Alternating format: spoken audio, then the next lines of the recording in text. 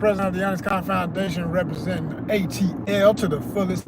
What's happening? We in that metro area doing what we got to do. As I always say, pretty much this become my new intro. I say doing what we got to do to get to what we need to be doing. You know what I'm saying? What we need and want. Because what we truly need and want is living our best art life. That's when you know your purpose, so you fulfill your legacy. And that's what I'm here to do. That's what ONYXCON is. That's what my baby is. That's what my gift to you is. ONYXCON is a gift, y'all. Don't take it for granted. Do not take it for granted. You hear what I said? Don't take it for granted. Don't take it for granted. Don't take anybody that you enjoy their time and their energy for granted. Because we all here with great expectations, but we never know what our time is and when we're supposed to transpire and transition and all of that. So everything we give to our journey that is teaching and enlightening and putting back as is all I do with ONYXCON every day. If you're here and you one of my monetization nation, meaning you somebody who's a subscriber, you can't be a part of the monetization nation unless you're a subscriber, okay? Then you know what I'm talking about. You understand, because you witness it, you engage in it, you follow, you subscribe, you like, you love the content, you share it.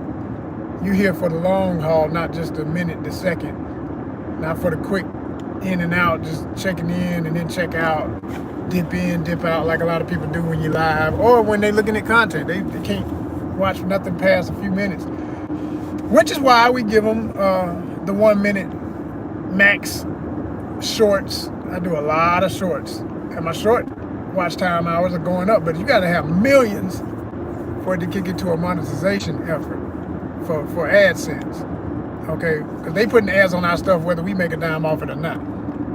Y'all see ads on my content whether I ever get a dime or not, but we can't go out like that. We gotta, as far as I'm concerned, it's like reparations up in here, okay? It's backlog. It's backlog. Yeah, YouTube owe me for, as soon as we were popular enough for them to put the first ad on my content that I never made a dime, you owe me. You know what I'm saying? Cough it up. That's how I feel about it. And we're going to get it. We're going to get it. We're going to get it thanks to y'all, because y'all can keep watching. We're going to keep getting the numbers right. And eventually we'll get what we deserve out of this whole process of being on YouTube and putting in so much work. So much work. Daily. You know, I do this every day. It's a routine. Every single day it's a routine. I say, okay, when am I going to go live? I got to go live. I got to do my thing over there. And it's not drudgery. It's like, all I be thinking about is like, what topics do I want to hit today? What topics do I want to repeat? Because quite frankly, on YouTube, if you really look at people's channels, most people are repeating a lot of stuff. We don't repeat that much though. We're gonna always give you something new. I might say some of the same things to remind y'all of what's important, but I'm always add something new to it. It ain't gonna be just the exact same every time. Always gonna be a little something else to it. So to start off with, speaking of the shorts, I just did a short, posted a short of, I can't remember what led me. Oh, I know what it was. I was looking at Facebook, and there's a page I follow for Transformers fans, and me being from the generation I'm from, like I always say, my inspirational trinity growing up was start with the first. It was, before Transformers, it was Star Wars all the time, everything Star Wars. Then G.I. Joe, then Transformers. Kind of G.I. Joe and Transformers at the same time, but Star Wars was the beginning. But that's the inspirational trinity for a lot of my creative spirit, my artistry, everything else that followed. But those are the first three things I loved the most, collected the most with toys, had the most, you know, comic books and stuff. When I started getting into comics later on in 6th grade, that's when I really got serious about comics. And they have this amazing, I mean absolutely amazing, Devastator. If you know your Transformers, you know what I'm talking about, okay? The Constructicons that are literally construction yard vehicles, like bulldozer, crane, you know, all of that. They combined to make Devastator, which was one of the most lethal Decepticons of all time, and all this part of Megatron's army, fought against the Autobots, all that. But it was so damn cool. You know, as a kid, I mean, unless you just always about the villains anyway, then you couldn't help but you just wanted to see Devastator form. That was what made it so cool when it came together and it had its own voice and all of that, and it was just cool as hell, right? So they had this really nice statue. This thing has got to be 5 foot tall or something crazy like that. And I think it was at Comic-Con this year, San Diego Comic-Con, on display, because all the pictures I see look like it's at a convention, so I'm pretty sure that's from Comic-Con. And if you don't know, if you've never been to San Diego Comic-Con, they have some of the best displays of statues that you'll ever see. Okay, popular art statues, like crazy stuff. The last year I went, I remember Lord of the Rings had a booth, and it was like, I remember I stood there, I was like, the hell is, what, huh? Like, because it was overwhelming. Like, they had a life-size Uruk-hai statue, like 7 foot tall.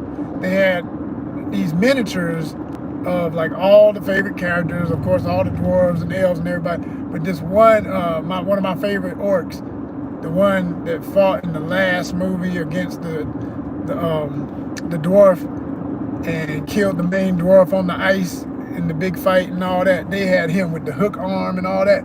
Man, so freaking cool. Detail was like, it was literally like they just took him off the screen and shrunk him into something that could sit on a desktop. You know, it was a beautiful piece. So I'm big on those statues like that, right?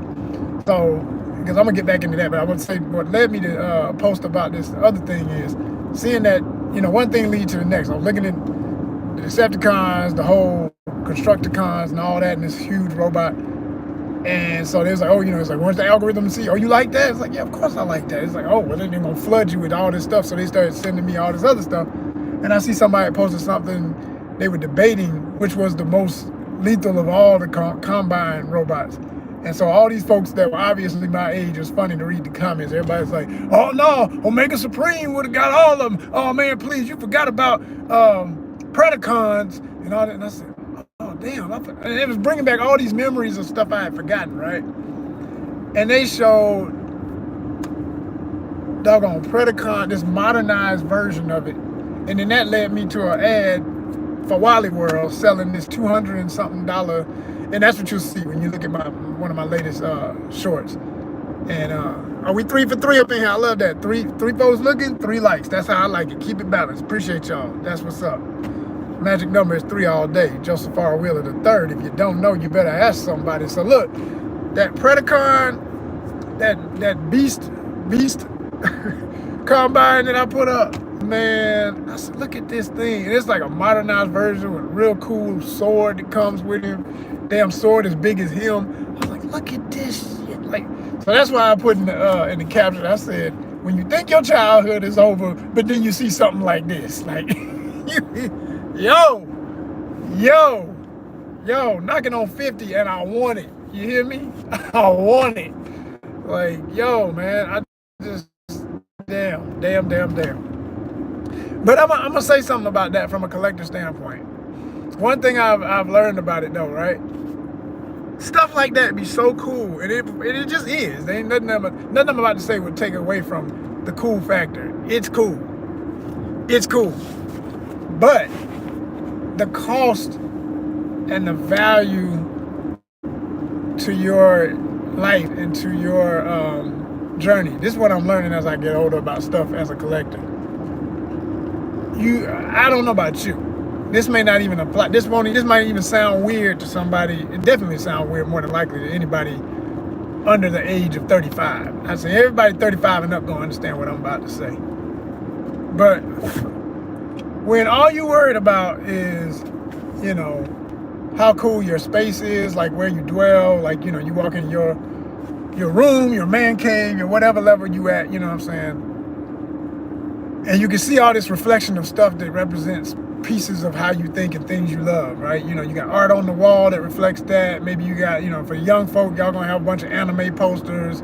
You know, you got your Goku, you got your, what's that thing with the big grin? Damn, I forget the name. I tried to watch that on Netflix, and honestly, I was just like, again, this ain't for me. Like, it's just not for me. Like, I realize yo, the older you get, you really are a product of your generation. You cannot reverse the clock. It is what it is, and you're okay with that. Like when you're a kid, you try to be cool with everything and everybody, and you trying to find all the, or you want to understand all the trends. I don't even care to understand. I like to be aware of things. I love being aware of everything, but I ain't trying to even be cool with all the trends to the point where, like, you know, like I said, I can't think of the name of the damn thing, but y'all know what I'm talking. If you're 20 something to 16 or whatever, because I know I got some teen fans and stuff and college fans, y'all know what I'm talking about. That anime with the characters that are linked in with this otherworldly, I don't like the phrase, but I'll say it for what they would say, dark magic, you know, and there's like this girl who got the grandma who gives her the powers, and that she was pretty cool. I did enjoy seeing her find herself and release her power and fight off the monsters in the show and all that stuff. But damn, what can I think of the name right now? It's something real silly sounding too. It's literally like a sound you would make, like butter, butter, butter or some shit. Y'all know what I'm talking about. I know y'all know what I'm talking about. Anyway, but the thing is pretty popular, and you know, I mean, I know about Dragon Ball, I know about Goku and all of that. Been knowing about Avatar, you know, all those things been knowing about. None of that's new to me. But then there's all this other newer stuff that's still been around for some years. Some of it fresh, but most of it been around for some years, and it's just gaining more and more popularity. You know, I know about Attack on Titan. Never really thought that was something I cared to see. Everybody keeps, oh, you're kidding me, man, it's amazing. It's one of the greatest animes of all time. Y'all say that about every damn thing. If you just say the word anime, yo, it's the greatest of all time. Shut up. Like, no. If I don't look at it and get excited, like, that shit looks cool as hell. If I don't do that, if I don't literally say that the minute I look at it, I mean, it's a damn diagram of a person without skin. I'm like, this is gross. I don't even want to fuck up. I don't care. And I love giant robots and Daikaiju, and I'm a big fan of Godzilla and all of that. But like I said, Godzilla, strong monsters. This is why I don't like zombies, because they're weak looking. I don't care how strong they actually are. They falling apart. They're dead. I don't like stuff that's dying and grossly decaying and stuff. Nah, that ain't it. I like strong monsters. I like werewolves, smooth motherfuckers, vampires. You know, I like stuff that's cool and hard and tough, and you know, that's my. It's like, I guess that's why I like the animals I like. I guess that's why I love the fish I love. I like stuff that it don't just look vicious.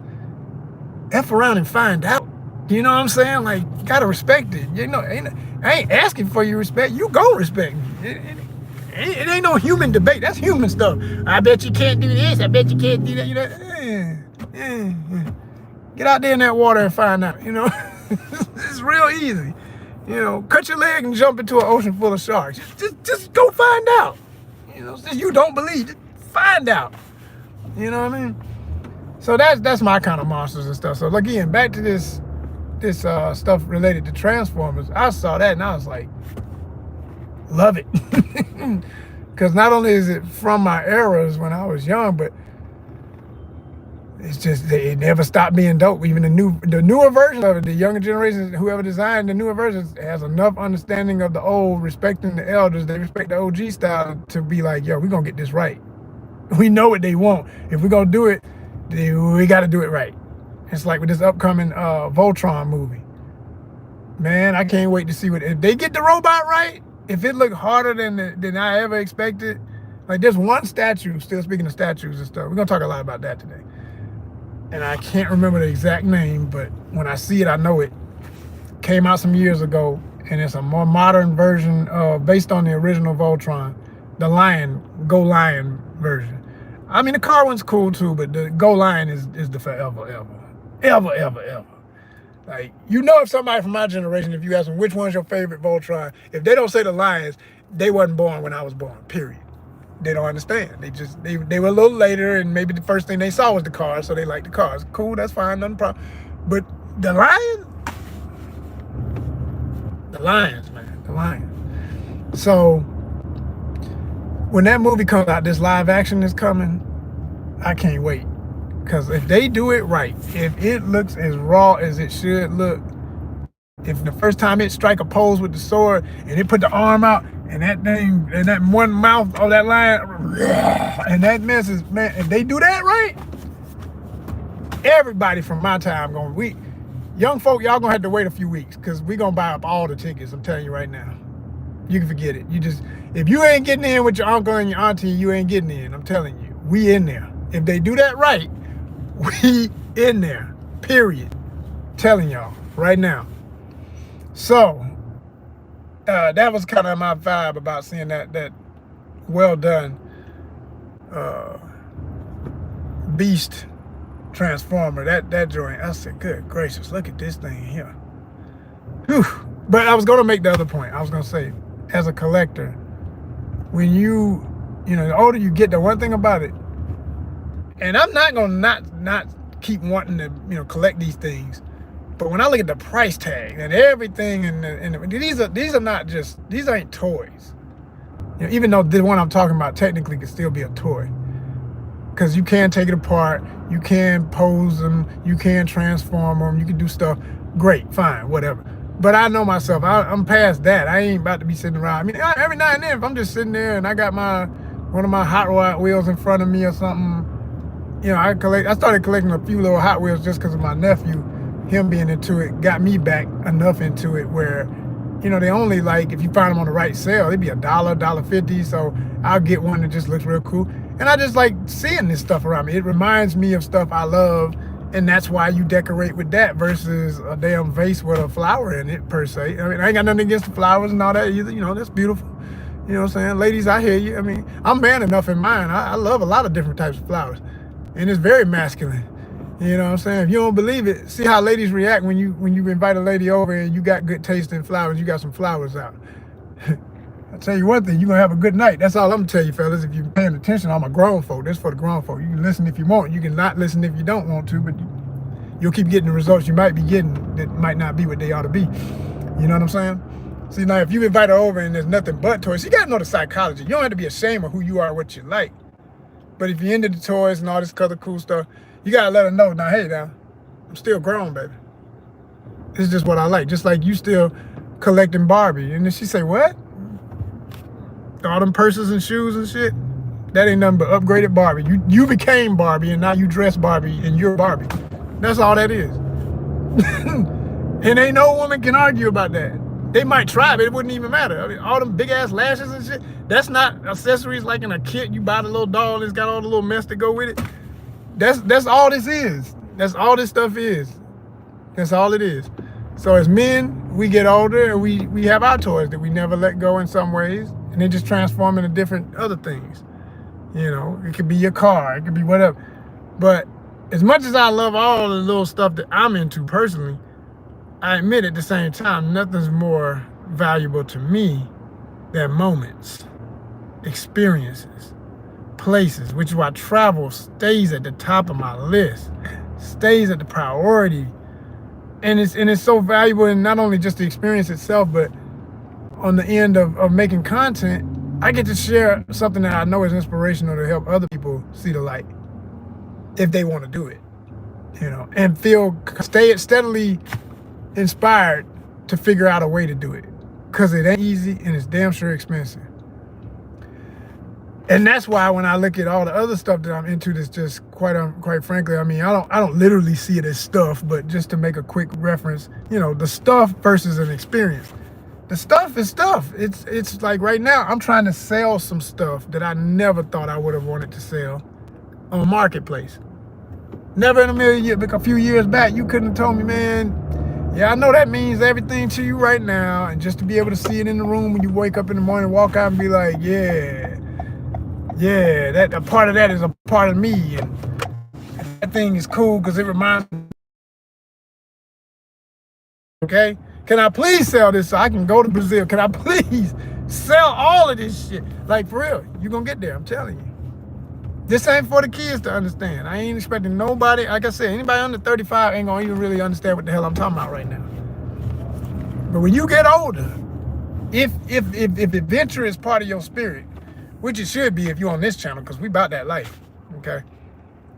you gonna understand what the hell I'm talking about. I'm talking to my direct audience right now, not the secondary audience, not the tertiary audience, the primary, the primes.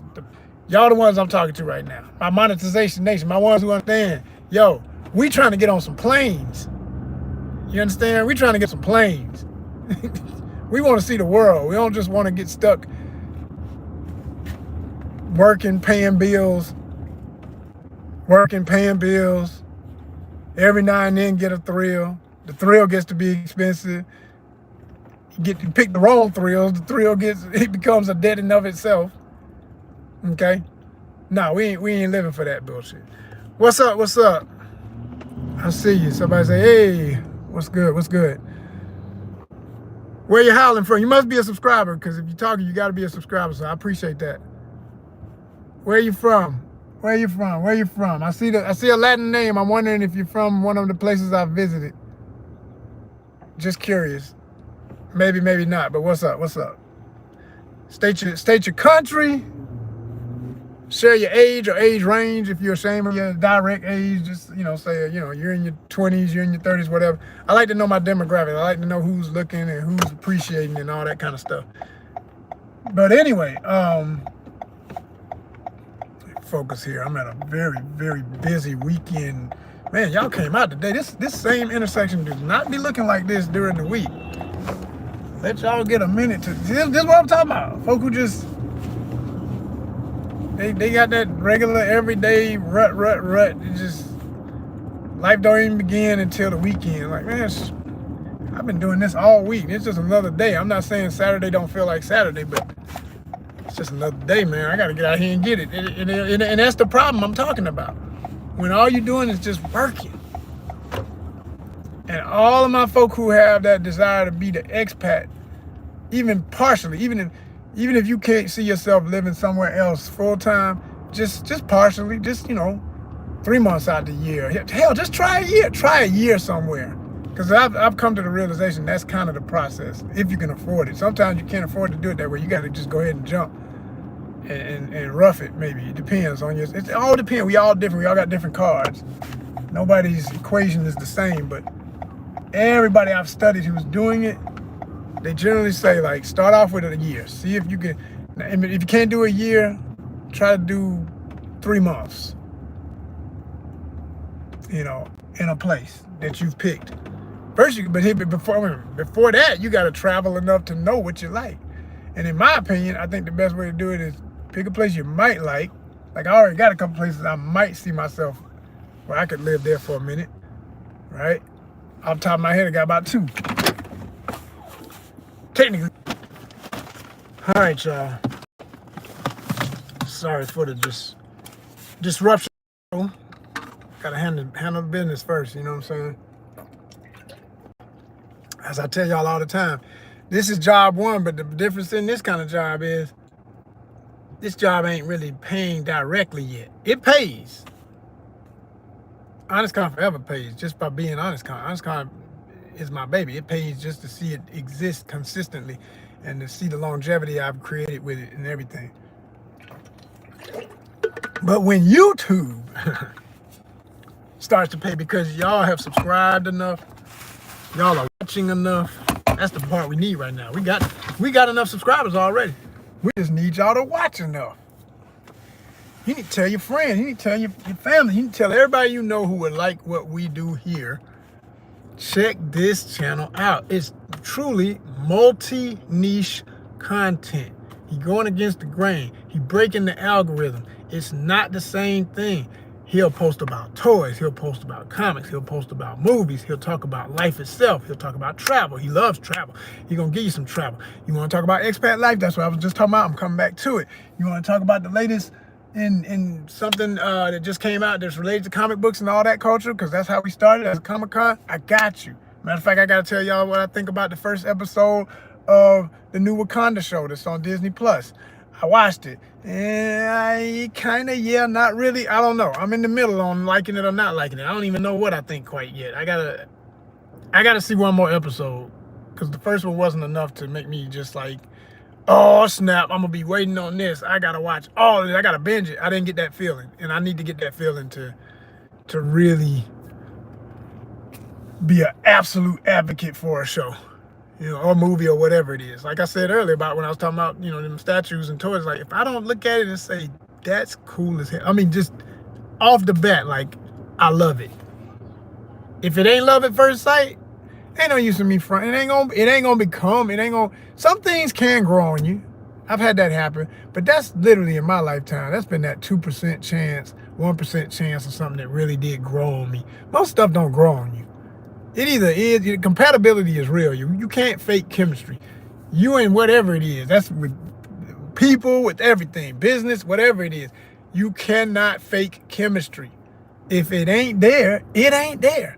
What gets us in a tangle sometimes is we get tired of when you realize that you might be unique enough that something is hard to match with your energy. So you feel like, oh man, I'm the only oddball out. I'm the only one who's saying no while everybody else is saying yes.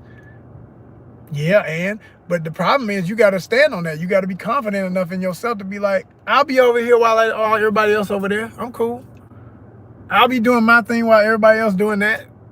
Because you got to know that what you are here to do is so unique that when it finally blooms, everybody else like you gonna come around. You'll have your tribe. They'll show up. You just got to keep doing you. That's what I did to even get the like I said, we at least have over 1,000 subscribers. There was a time when I was worried about that. I was like, man, how am I gonna, damn, they looking but they won't subscribe. And I still say that. They be looking but they don't subscribe. A lot of people do that still, and it annoys the hell out of me. But I posted enough. I started pushing enough of all the things I love to attract enough. I mean, like I say, with multi-niche. And this is why I'm pushing this as a pioneer of that. I call myself that, and I know I am. Because nobody else, the other people are doing it, but they're not officializing it. Like, yeah, we do a lot of niches here. We don't do one niche. They'll have 3 niches. If you got more than one, you're doing multi-niche content. And I'm just saying it. I'm making it a thing. I'm making it a hashtag. Hashtag multi-niche. That's what we do here. Y'all seen, if you watch our content for real, you've seen it on my long videos. I got a little quick thing when the intro comes in with my music from my homeboy, Marco Major. Shout out, And you hear the thumping, that banging ass beat. I love that beat on that thing. That bum, bum, bum, bum. It sounds like a marching band. That's why I like it too, because I'm from the South and we all into the marching bands. Bum, bum, bum, bum. HBCU style, you know what I mean? Bum, bum, bum, bum. And that bass. Boom, boom, boom, boom. Yeah, and we let you know. It's like ONYXCON. Welcome to ONYXCON. Experience multi-niche content. Subscribe. That's what it says. Subscribe. That's what it says. Now, at that point, if your goofy ass don't subscribe, it's okay. We know we got special babies in the world. But if everybody's brain is working right and you see that and you didn't, something wrong with you and we don't need you. So like I said, you're going to get the right ones, because the ones who ain't acting special and stupid and being goofies and trolls and all the other garbage, because they exist no matter what you do. But you got to detonate. But the other thing is, you can't be worried about, I see this for a lot of other people's channels. They will tolerate trolls. I'm like, y'all better than me, man. And I want to know what your health bill look like, because you have a good therapist, because I'm not, you're not going to say and do anything in my presence. Not gonna do it. I wouldn't tolerate that in real life. Why am I gonna act like this ain't real life? This is energy. This is a phone. This is accepting my signal. It's real. I'm really where I am right now, waiting on this order, doing this courier thing that I always tell y'all I gotta do to survive until y'all get right. Hit them buttons, my real ones, Monetization Nation. And we get them ad dollars, and hopefully it'll be enough that, guess where I am now, y'all? Let me tell y'all a story about how you can do this too. Okay, the first step, you wanna do this, and this, that, and the other. Because this is a teaching tool. This is edutainment. And then we're going to show you how you can live that life, the best art life. How you can put limits on, you can enjoy the clothes, the toys, the statues, all this stuff I was talking about, the movies, the shows, but you can also enjoy some trips, some experiences. You can go out in the town you already live in and find the stuff you never knew was there because you just wasn't hanging with the right crowd yet.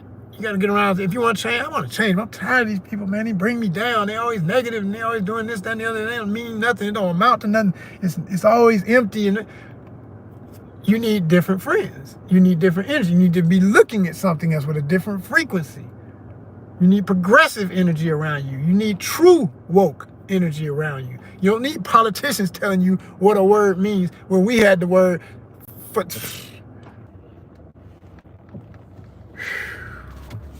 All right, all right. We're back in. As we say on set in the film biz. Tell a friend we're back in.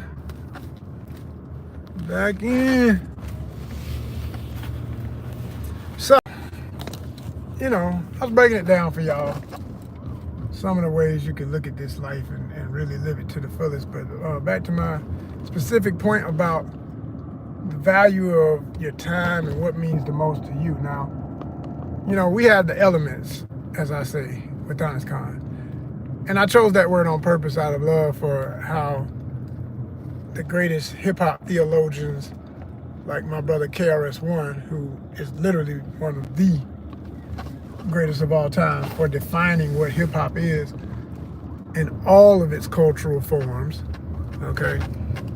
He'll say the elements, and I like that because it makes it real clear that these are things that make the whole thing what it is, We are all elemental. We're made up of elements.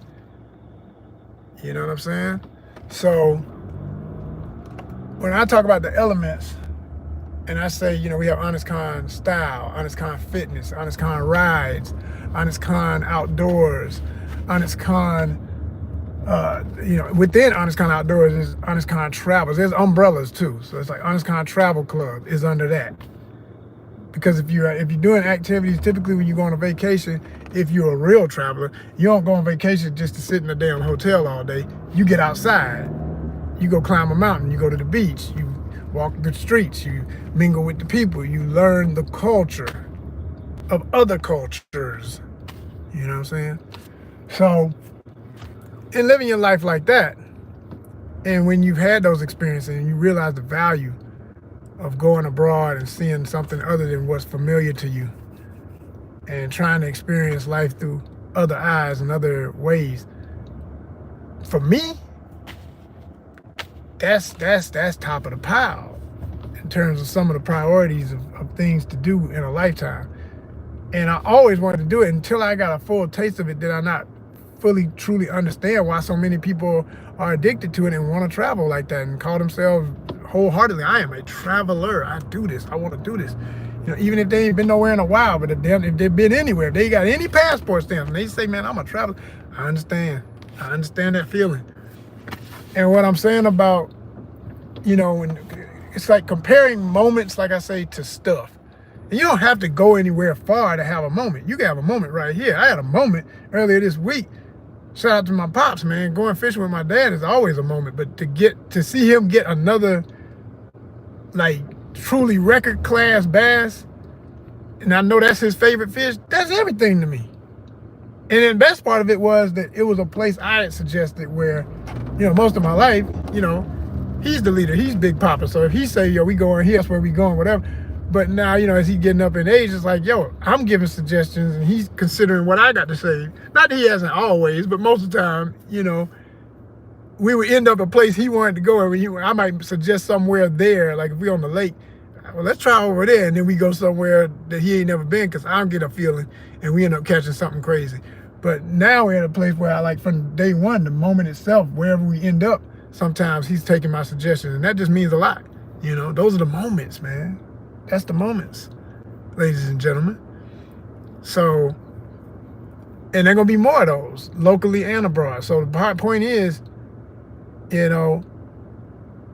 my goal and what I've started to learn is because of the financial aspect of it, how much it takes to get back to the next moment, how many packages got to be dropped off, how many items got to be sold, how many, just all the stuff that goes into surviving and waiting on the phone to ring for the next gig, hopefully in the film biz, which at this point, I don't put too much stock in that at all no more.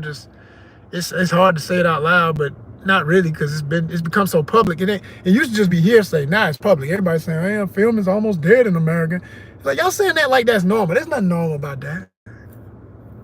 That tells me is this was always in the plan, and y'all just trying to let us down easy. Y'all always knew at a certain point y'all were out because you saw this coming.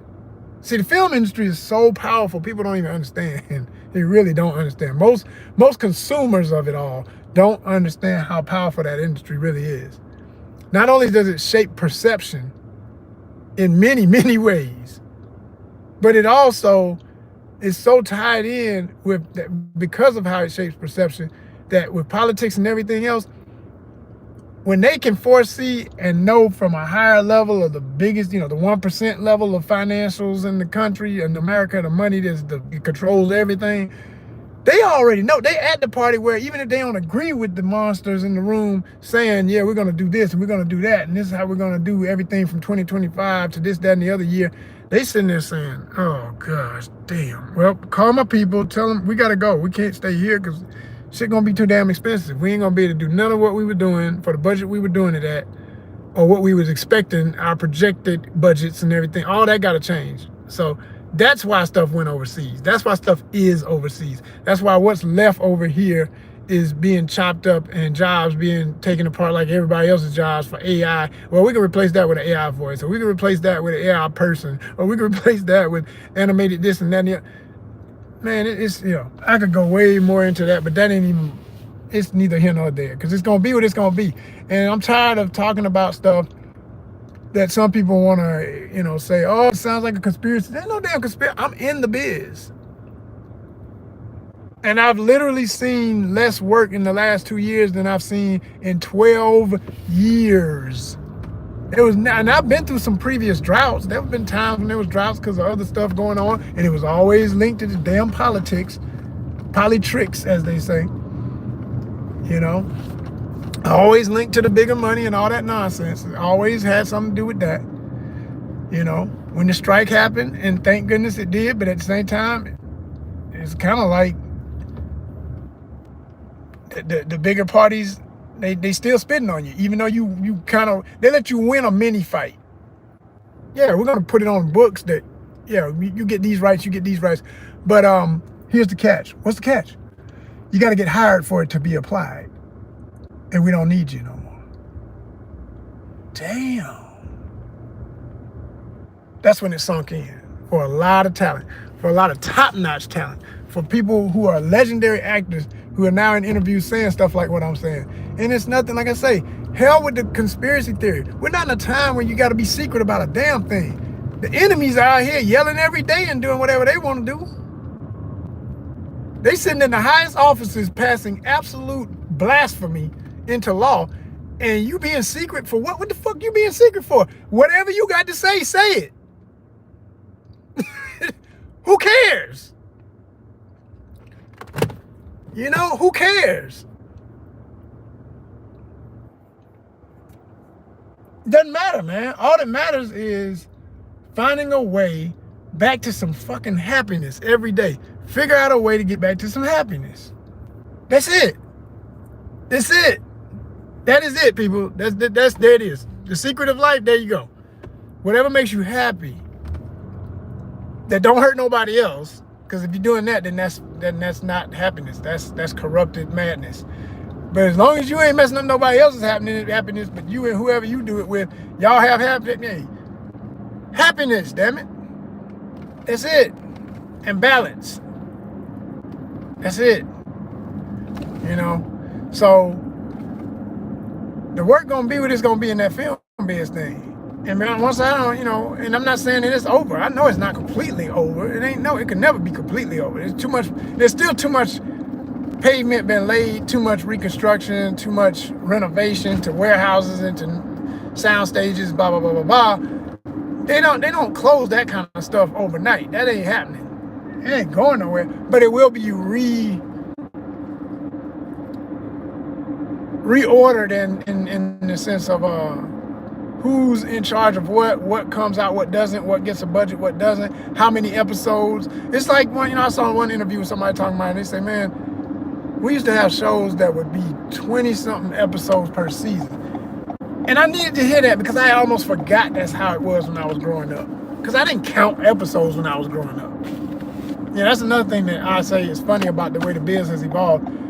You know, even the word content, how we use it so regularly and routine now. Content. Man, these are boardroom terms. Well, nobody fucking talking about no damn content in 1982. You gonna be like, hey man, did you see that content last night? Nobody was talking like that.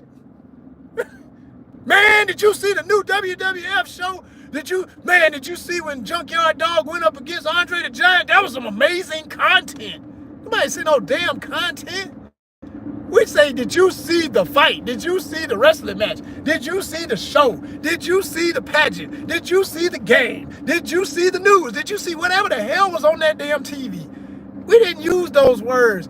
They got us talking like freaking boardroom people now. And I'm not saying I don't do it too. Yeah, we all do it. But I'm saying, don't think this is how it's always been, kids. This is for the kids.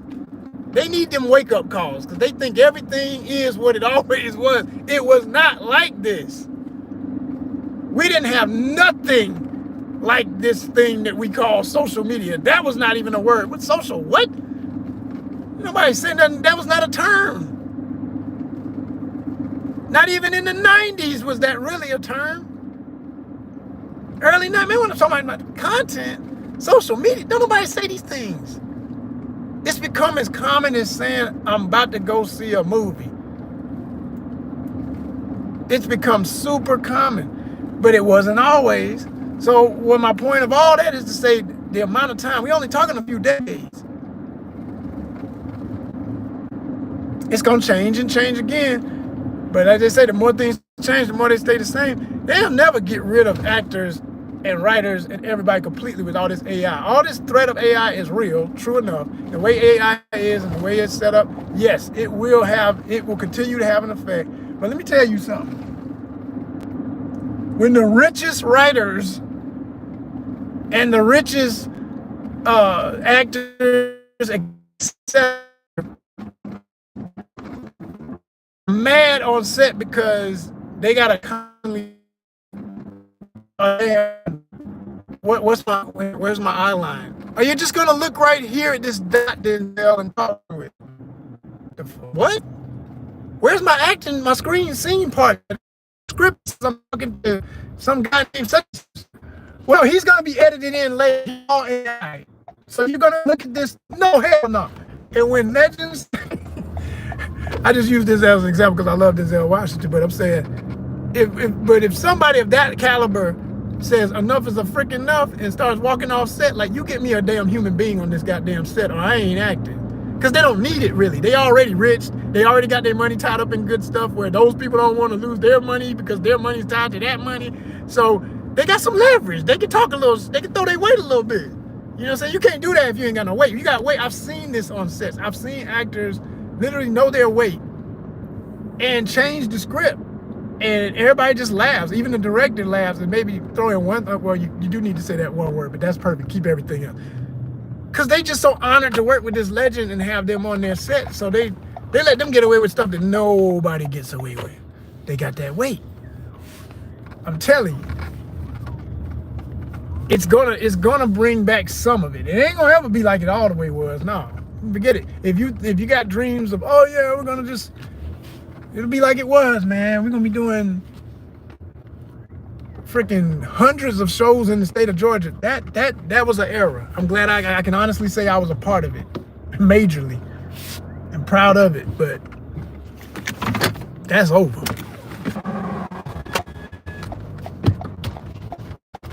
Yeah. Back in it. Back in. We back in. Tell a friend, we are back in. Tell a friend, we are back in.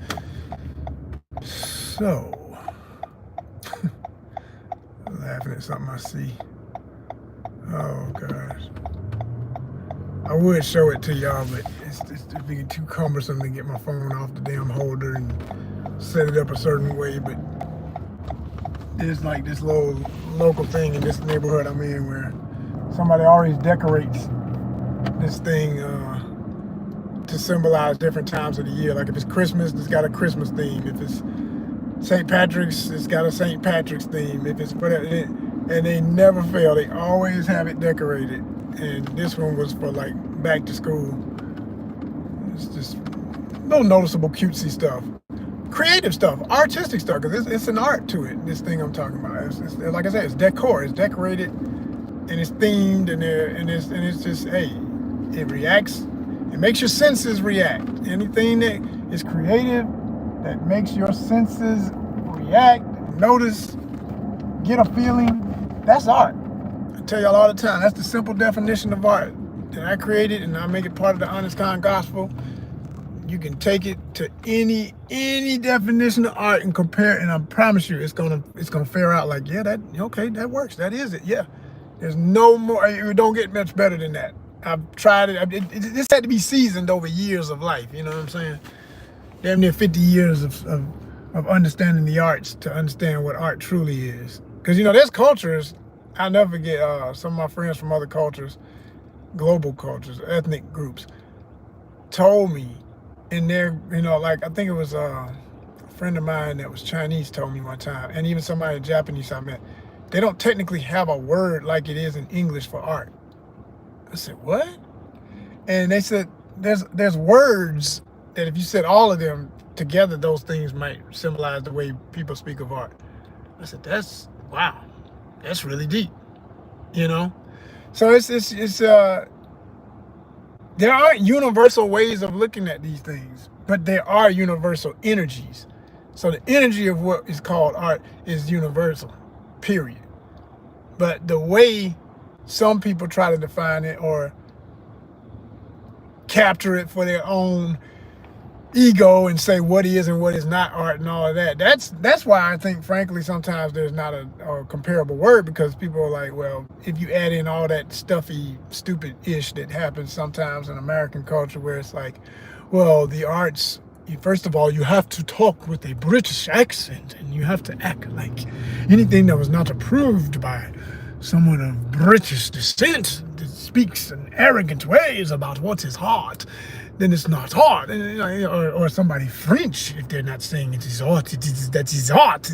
If they're not doing all that, then it's not art. So all of that stuff is real. Like, somebody might be laughing, what is he talking about? But you know what the hell I'm talking about. If you've grown enough to understand and have been seeing this stuff manifest for generations, where every damn time it comes up in a show or a movie about what art is and somebody's making a statement, not all the time, but most of the time it's like the room changes. Suddenly we gotta start acting like we're European aristocracy of some sort, like aristocrats from some begone time, just begone, but we are still here.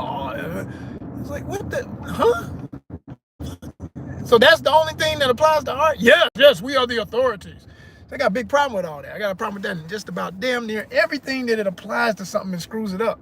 It's like my latest video, if you haven't seen it, I was talking about in fishing, how I have a record, framed, certificate, actual proof of an 11-pound, 6-ounce bowfin, which is a prehistoric that still exists, just like gar. They're actually cousins to gar.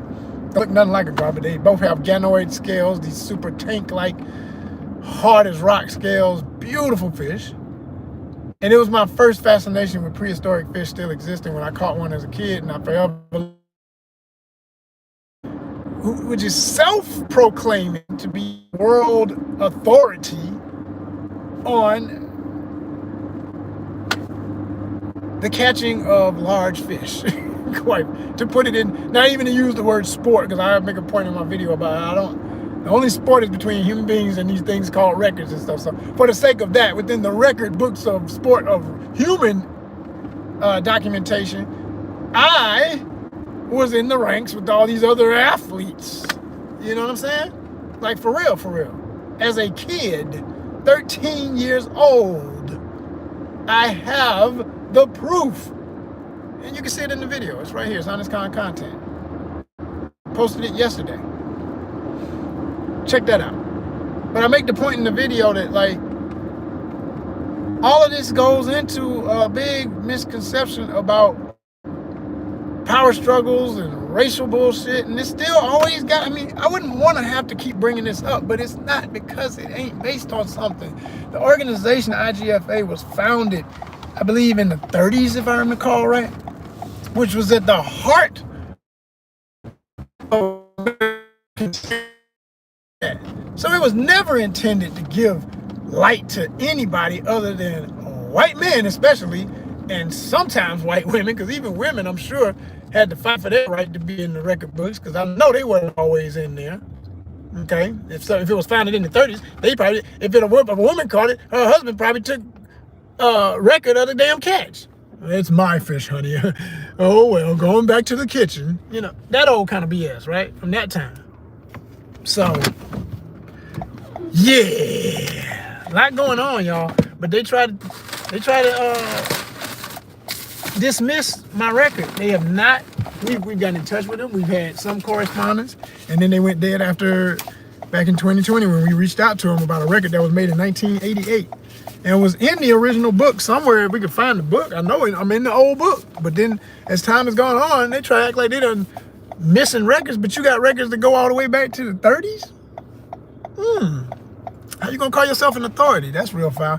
Yeah, check that video out if you ain't seen that one. I'm talking about. I'm calling them out, y'all. IGFA, they on some foul stuff. And we just gonna say it like it is. We ain't being nice if you ain't nice. We're gonna tell you the truth about yourself. You ain't all that. You're not an authority. How you be an authority and you missing records? Yeah, you know about a damn vampire like this mosquito in my car. Mother. Yeah. Exactly. All right, gotta handle this business. All right. We are back in. So I was saying, let me see, I don't know where I left off, but I'm gonna just go with that V15 robot transformer. That's one of my shorts. If you ain't seen it, check it out. It's really, really cool. I've always loved that song, by Ray J, that wait a minute, hey, that's my wait a minute, that's a little jam, man. It never dies. That's greatest hits in my opinion. He had a few, and Ray J a wild cat, but I've seen a lot of his interviews and different stuff, and he's eclectically out there, but I give him credit for being creative enough to be different when he want to be and all that stuff. But I saw him, but then at the same time, he can be very run-of-the-mill on what's expected of /R&B star with a certain kind of street savvy and attitude about it, and always trying to, prove that he come from the hood and all this old stuff, and it gets exhausting. But, so with that stuff about him, he had a video recently, and I don't know how old this video is, I just saw it the other night, where he went to one of his favorite jewelers, and he trying to he straight up flossing, flexing that he done bought all this jewelry from this guy who obviously sells a lot of stuff directly to the hip-hop market, because he got all the diamond encrusted with all the little tiny diamonds all over it and all that, and he's got on like one of the oh yeah, oh hell yeah. We back in. Here we go. Check this out. I did the math real quick. 19,200. Y'all saying, what are we talking about now? Why are you saying that, Joseph? 19,200. You know what? That's 12 months times $1,600, which is average rent in any major city in America right now. Technically more in some folk in New York and LA laughing at me like, shit, where you in the hood? Right. I ain't talking about y'all. In Atlanta, which is crazy prices still. Okay, damn sure in the city, that no. Even that's laughable in most places. But if you're in a decent, or maybe not even decent in the city, but if you're on the outskirts of the city in the metro, like where I live, okay, 1,600 is rent on average. So that 19,200 is times 12. That's a year worth of rent. Now, do you know how many times you could pay that rent I'm talking about how many years you could pay that rent, that $19,200 with $1 million. 50 some odd times. 50 some odd times. 50 plus years. You could live off that like that. So when a rapper or whoever puts up some watches and says, I just spent $1 million, I'm not impressed. I'm sad that you think that's important. I really am. And what really pisses me off is when I saw the way the jeweler pushed the boxes out, like the little, I forget what they call it, but the little boxes that the watches are held on, and they had a little the felt. He always had a little soft feel so it doesn't scratch the jewelry and everything. And every jewelry shop all over the world uses them little things. And most of them, the best of them are built out of some type of plastic that might be hard, and then it's coated with the velvet. But the cheapest of them are just made out of, like, man, it's just like paper. It's literally like paper, but with a velvet plastic coated whatever around the shit. And you're about to buy something. When it's presented to you, you're spending $1 million. And when it's presented to you, it's like, yeah, put that on a Dixie plate, you know, a foam plate, and spray some soft shit on it. Like, man, that alone was frustrating to see, because as an artist, I'm like, man, each of them watches, if it's worth what you saying they worth, them watches should have been in a freaking a complimentary stainless steel briefcase, bulletproof briefcase, goddamn, with a freaking real authentic velvet interior with solid something, like everything surrounding it better be worth what you just said. Not no damn paper shit just because you acting like, you know, and this is the problem with a lot of folk who come from hood environments where they have this survivor's remorse, so they kind of like it like that. I ain't saying everybody, but I've seen this in real life. I've seen this where if it's a little bit run down and a little bit, you got the real nice thing, but it's sitting on some trash.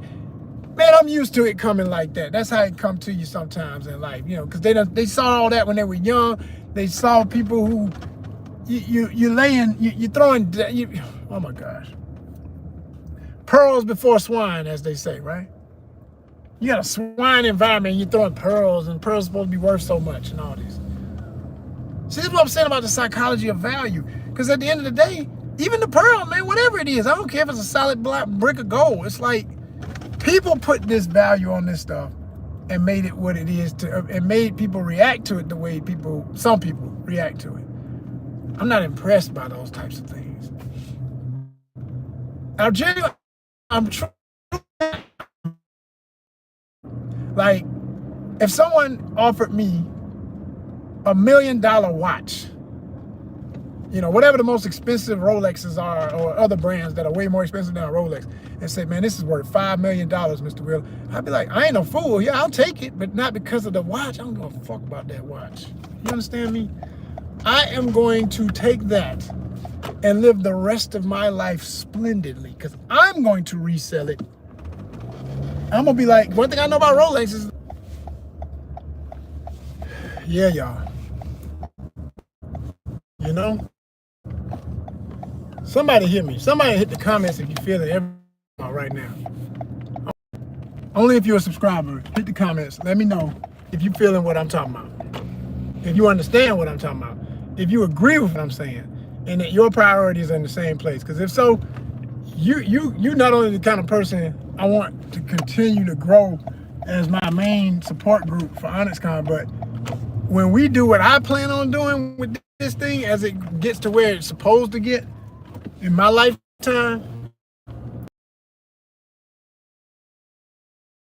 that understand you can be as fly as, I mean, I'm telling you, all the looks you think are so cool, you can have the looks. It may not be solid gold. It might not be actual diamonds. But all of that is bullshit any damn way, most of it. Now gold is beautiful. I've seen real gold. Most people ain't even really truly ever seen real gold. Did you know real gold, I'm talking about pure gold, is so soft. It's not hard, it's malleable. When it's not mixed with nothing else, when it's just gold, it is so soft. It's bendable. It's as bendable as like copper. I don't know if it's as bendable, but it's, you know what I mean? Like copper wire, you can bend. That's how real true gold is. So people that don't even understand those things about how these things are formed and made and everything just start assuming, oh, you know, it's all hard and it's all what you see when you see a really nice thick necklace and stuff. And no, man, that is a stainless steel, which is one of my favorite. That's my favorite. That's my favorite. I love stainless steel. Okay. And I'm more of a silvery guy than it is gold. I do like gold, but I'm not a gold guy, so to speak. You know what I mean? I will wear gold, but I have never been heavy on gold. Necklace once in high school that I used to wear all the time. Man, loved it, but hated it at the same time, because every time I turn around, I gotta clean this freaking thing, man. I couldn't just enjoy putting it on every day and be done. You're like, yo, it's turning black after one day outside sweating in the summertime. As soon as some sweat hit it, it's gonna turn. It's just, I was like, this some bullshit, you know. But stainless, man, I clean my stainless jewelry when I think to do it, and that could be months, but it always looks shiny. It always looks the same kind of silvery, shiny look I want it to look. I don't need to do nothing but rinse it off, quite frankly, if I just want it to shine real quick. But if I really want to clean it, just dip it in some alcohol, rub in alcohol, shake it around, rub it down. Oh no! You know, flip it, smack it, rub it down. Oh no! That's it. It's good to go. It's good to go, and it's not poison. That's the song I'm pulling from. Shout out to BBD. Bell Biv DeVoe. But man, that thing was it's about that stainless for me. Love stainless. And I could see myself getting into titanium too, because they say that's supposed to be harder than stainless, and it's got a similar look. It costs a little more. All right, cool. But I ain't there yet and I don't care. I'm good with stainless. And I don't be stressing about buying more jewelry. I haven't bought jewelry in years. I have about 2 or 3 pieces, and that's it. Got this that y'all see me wear. Got that one little, about the same weight, and it's stainless. That I'll slip this off and put it on that too. It's not interchangeable too. You know, this is the reality of when you living on a budget, but you still know how to get it all together and make it look whatever you want it to be. You do not have to go out here and spend on stuff that does not make moments. It might make a little bit of a moment. Like, yeah, I walked in the room, man, and you know, a couple of honeys was checking me, and then the one that I ended up talking to, she was loving that I had this on or that on or whatever. But if that's all that most attracted this woman to you, I promise you, that's not the kind of woman you want. Or maybe it is. Now if you on that same frequency too, then that's all y'all both can do with each other. And when all that's done or not there for various reasons, because material things come and they go, so will your connection. It just ain't about nothing. But if you got that real, man, you standing on a beach somewhere watching the sun go down together,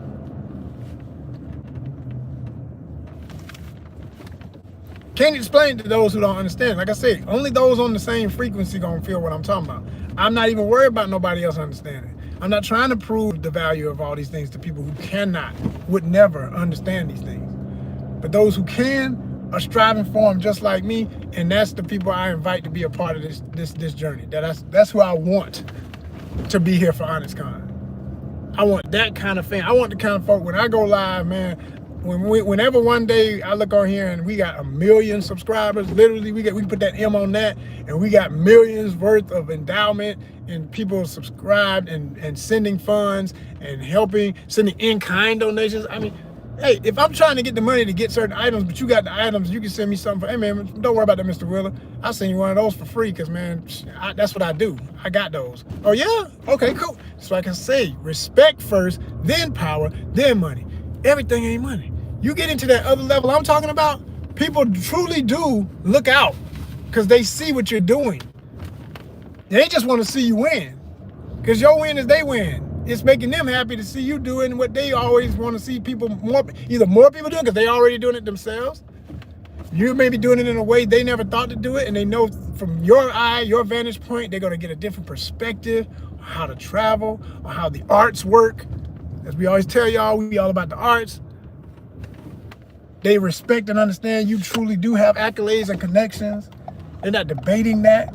They're not trolling that. They're supporting that. Because the other thing don't even matter. It's irrelevant. You know, troll energy and all that stuff, it's irrelevant. What's relevant is people who have become that 1,600 I got right now. I got 1,600 when I used to only have a few hundred. When I used to only have 50. When I used to only have 10. We all start somewhere. It all started from nothing and grew to what it is.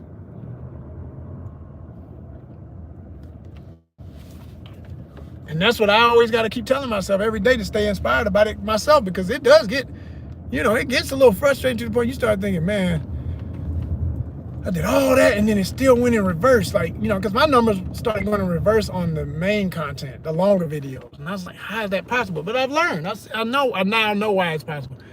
They tell you and you just don't realize exactly how literal that is, that they say every day is a new year at YouTube.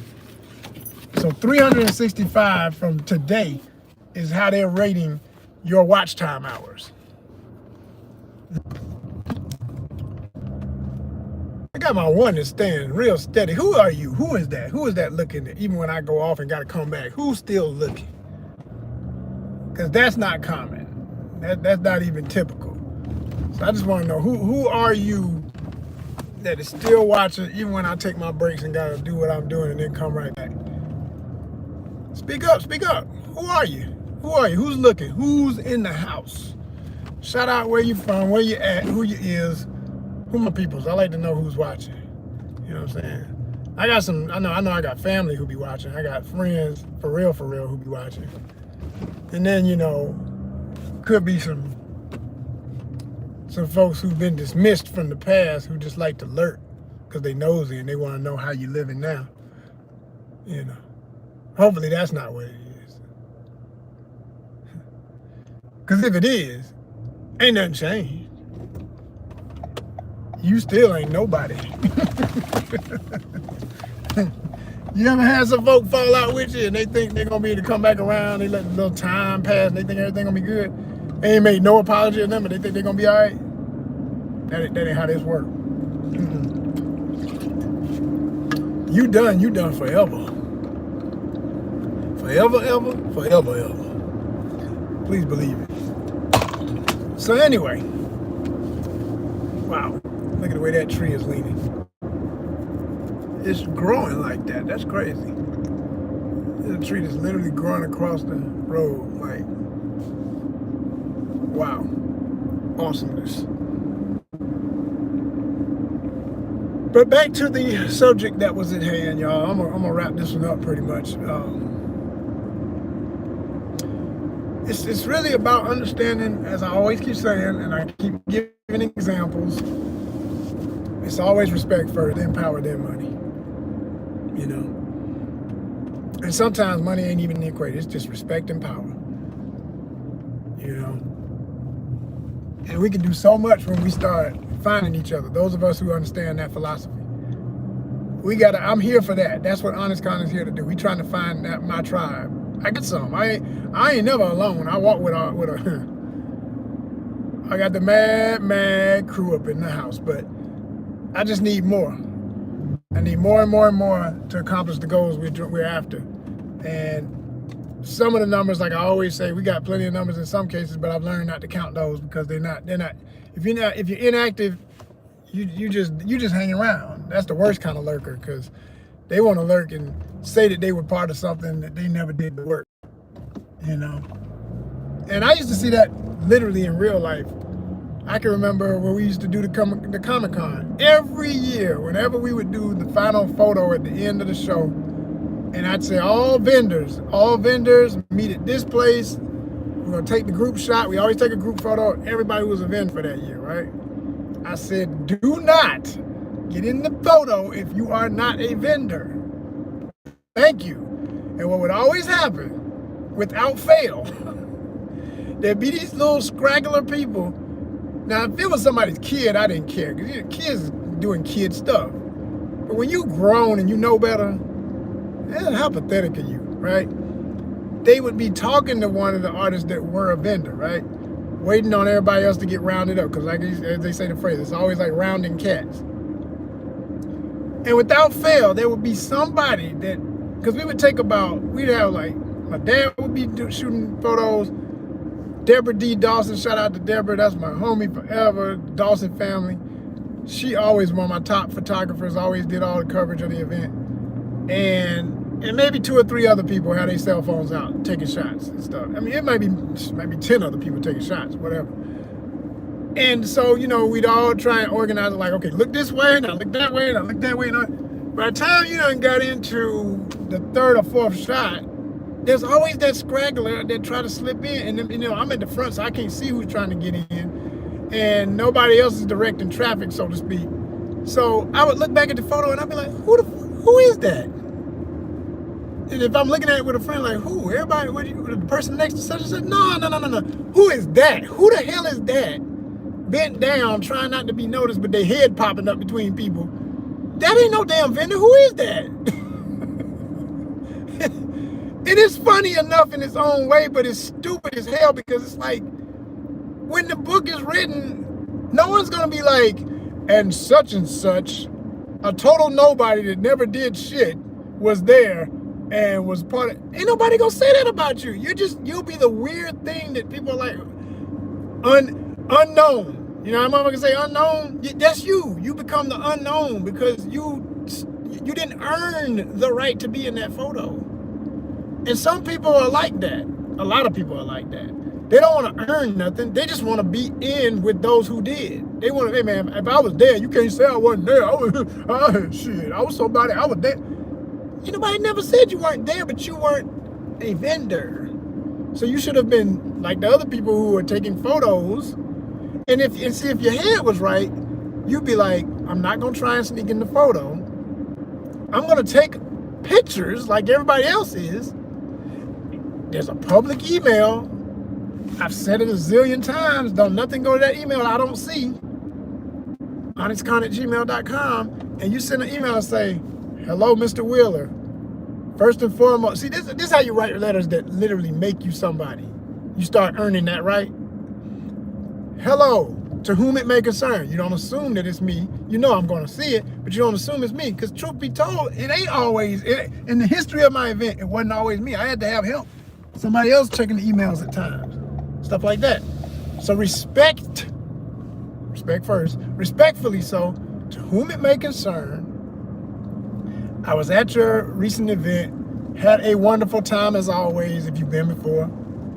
My name is blah, blah, blah, blah, blah. I represent Nobody Yet comic books. I'm thinking of somebody as I say this, because there was literally somebody who did, and I told them about themselves, and we got cool after that. We were cool. But I had to check them. I was like, man, that's some bullshit. Your black ass got in the goddamn shot. You ain't no motherfucking vendor, motherfucker. he was like, oh shit, I ain't no Joseph. I keep telling you, hey, there's the professional and then there's the man that will get in your ass. Like, you know you ain't right. Yeah, I'm sorry, man. I'm sorry. Yeah, I just, man, that's right. Yeah. The fuck, man? What the hell? Don't do that shit. You ain't paid no money. You ain't earned nothing, man. You didn't put in. Don't do that. That's so disrespectful to those who did. So fucking disrespectful, right? So, but you write that letter and you say, I would really appreciate it if you might consider using my photo. I got some really great ones of the group shot. And I want you to know about my comic book company and what we're doing, because I'd like to be a vendor next year. And maybe if the truth be told, you didn't have the money to do that year. Brother, you think I don't understand being broke and understanding when you ain't got it? But see, if you smart, you add something of value. Now I got something to consider. I said, well, shit, these are some really good shots. Some of these are better than other ones I got from other people that do shots for me. I said, do you do photography? Now, this ain't really happening. I'm making this up to make a point. If you had something to offer. He said, well, yeah, I'm a photographer. Okay, cool. Check this out. Do that for me for a minute, because we got another thing coming up. It ain't the full event, but we got this, because we used to be like that. We'd be rolling, man. I had a satellite show, an art show with an art gallery / actually, it was not an art gallery. We turned it into an art gallery. That was a funny situation. But there was a place, it's no longer in existence, but for a brief moment in beautiful art history time, Run DMC's legendary Funkmaster, oh my gosh, I'm about to say the wrong name. Hold on. Let me slow down. Let me slow down. Run DMC's DJ, okay? And then I'm still tripping because the name ain't hitting me right now. But anyway, if you know your hip hop, you know who I'm talking about. And it's gonna hit me late, it does that. But his company, his entity, had a group of satellite schools for teaching DJ skills, for teaching young folks who want to become DJs how to be a real DJ, right? And this place was over in Kirkwood, if you know Atlanta, again, all right, in Decatur, in DeKalb County. And so I found the place by chance. I literally found the place by chance, thought it was awesome, and asked the brother, once I met the guy who was in charge of it, real cool, Afro-Latino, my brethren, Puerto Rican brother, big guy. I cannot remember his name right now. He was, I want to say it was Sebastian or something like that. Golly, it's been too long. Anyway, he was cool as hell. And we hit it off immediately, like, yo, what's up, fam? Like, yo, you know, he told me about everything they were doing, how it works, what they, I said, this is amazing. I said, well, y'all got a nice space, man. We ought to consider, can we collab with y'all and do an art show here? Because I got artists with visual work. We could hang in this space. It's perfect for a little gallery because they have nothing on the wall. He was like, oh, man, I would love some art up in here. We've been wanting to do that more, man. So it was literally the complete win-win. You always look for the win-win, right? So we worked that out. And we had a show there. But my point is that the way that went, the way that even came together, somebody knowing somebody who knows somebody else who can offer something, you create value where there was no value.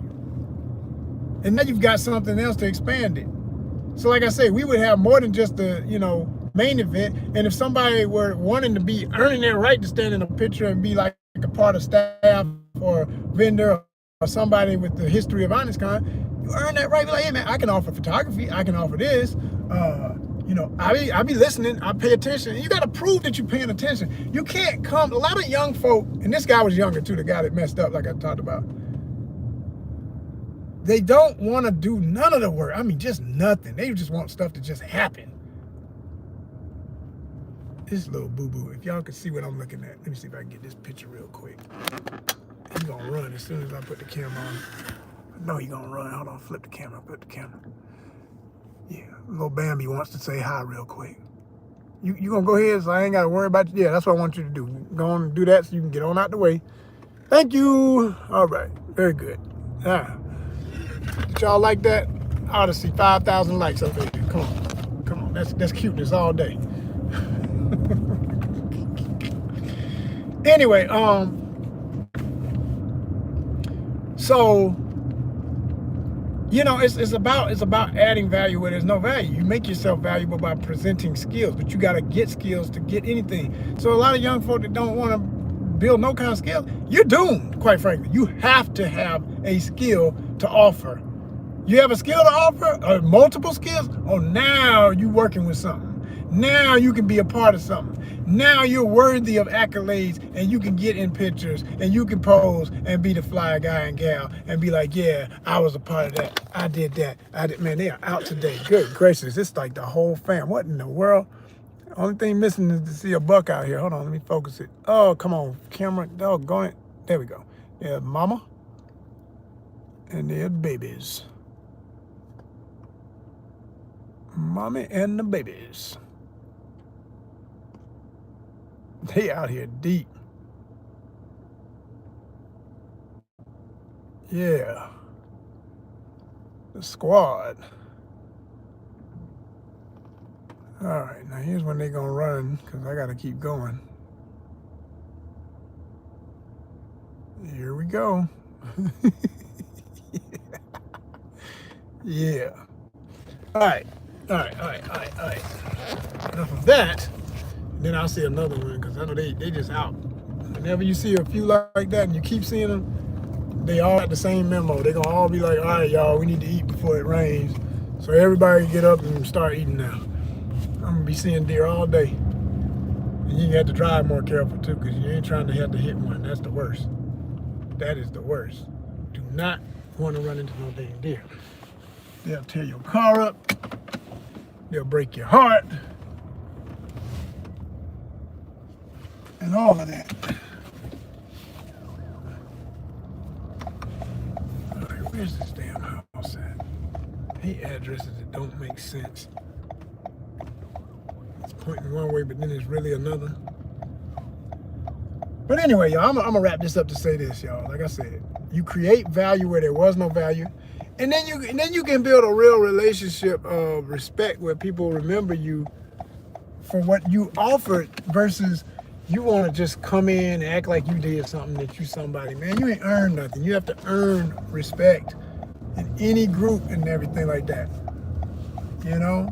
Because other people did that. They're doing the work, and they're not going to be very disrespectful to pretend that you earned your right to stand with the legends and you ain't done shit. Just don't be that person. Be the person that's your own legend and make yourself valuable to a team. Offer your skills and become the legend you want to be and earn your right to be in that picture as part of history. Peace and blessings. ONYXCON forever.